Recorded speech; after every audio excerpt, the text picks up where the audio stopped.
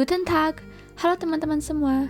Pada video ini, aku ingin menceritakan kepada teman-teman tentang suatu hal yang menarik mengenai salah satu tradisi tertua di Jerman, yaitu Wanderjahr, atau yang dalam bahasa Inggrisnya Journeyman Year. Wanderjahr atau Journeyman Year adalah masa perjalanan selama beberapa tahun setelah menyelesaikan masa magang sebagai pengrajin. Tradisi ini berasal dari abad pertengahan dan masih berjalan di Prancis, wilayah Skandinavia, dan negara-negara berbahasa Jerman. Pada umumnya, 3 tahun 1 hari adalah jangka waktu minimum pekerja harian. Kerajinan tangan meliputi pembuatan atap, pengerjaan logam, ukiran kayu, pertukangan dan pertukangan kayu, dan bahkan pembuatan topi dan pembuatan alat musik ataupun pembuatan organ. Pada abad pertengahan dan Renaissance, ketika sistem serikat pekerja masih menguasai profesi-profesi di bidang seni visual, Wanderjahr dilakukan oleh para pelukis, pengukir dan pandai emas, dan sangat penting untuk transmisi gaya artistik ke seluruh Eropa. Perkembangan negara-negara modern akhir dan perbatasannya di Eropa tidak banyak berpengaruh hingga abad ke-19. Nah, sebelum lebih lanjut, aku juga ingin memasukkan sisi edukasi ke pembahasan kita kali ini. Melihat dari secara singkat apa itu Wanderjahr, dapat dikatakan bahwa Wanderjahr adalah salah satu contoh dari transmisi budaya. Apa itu transmisi budaya? Transmisi budaya mengacu pada gagasan bahwa budaya diturunkan dari satu generasi ke generasi berikutnya. Konsep ini banyak digunakan dalam studi arkeologi, sosiologi, dan kriminologi. Transmisi budaya dapat terjadi melalui cara-cara seperti transmisi bahasa, agama, atau seni. Belajar dari lingkungan dan masyarakat membantu membentuk nilai-nilai, kesadaran diri, dan apa yang seseorang internalisasikan sebagai perilaku yang dapat diterima. Ada 3 jenis transmisi budaya.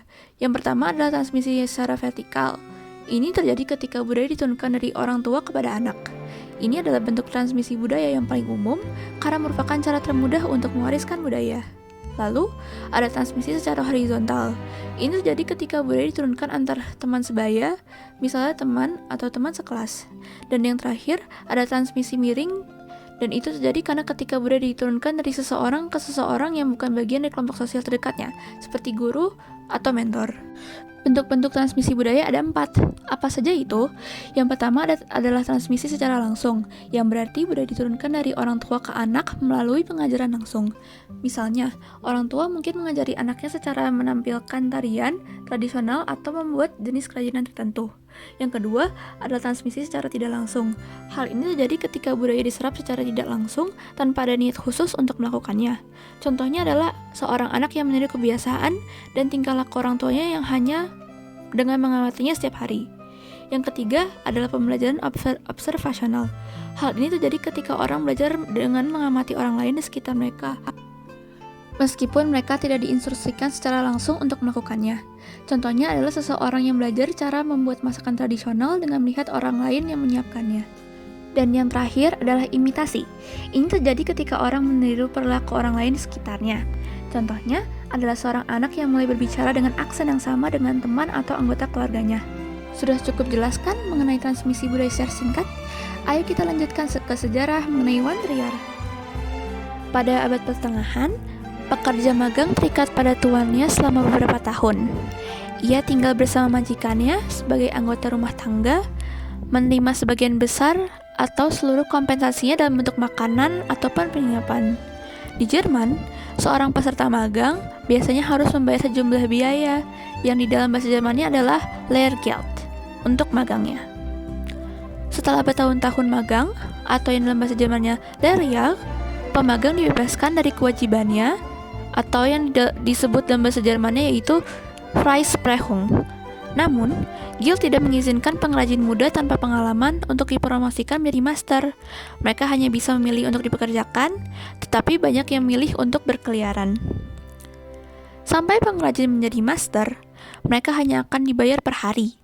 Di beberapa bagian Eropa, seperti di Jerman, pada abad pertengahan, mereka menghabiskan waktu sebagai pekerja harian atau yang disebut Gesell dalam bahasa Jerman, berpindah dari satu kota ke kota yang lain untuk mendapatkan pengalaman dalam lokakarya yang berbeda, menjadikan bagian penting dari pelatihan seorang calon master. Nah, Para tukang kayu di Jerman masih mempertahankan tradisi berpergian sebagai pekerja harian bahkan hingga saat ini, meskipun hanya sebagian kecil yang masih mempraktikkannya. Sudah cukup jelaskan mengenai apa itu Wanderjahr? Dilihat dari sejarahnya sendiri, Wanderjahr adalah salah satu dari fenomena transmisi budaya yang ditransmisikan secara langsung. Mengapa?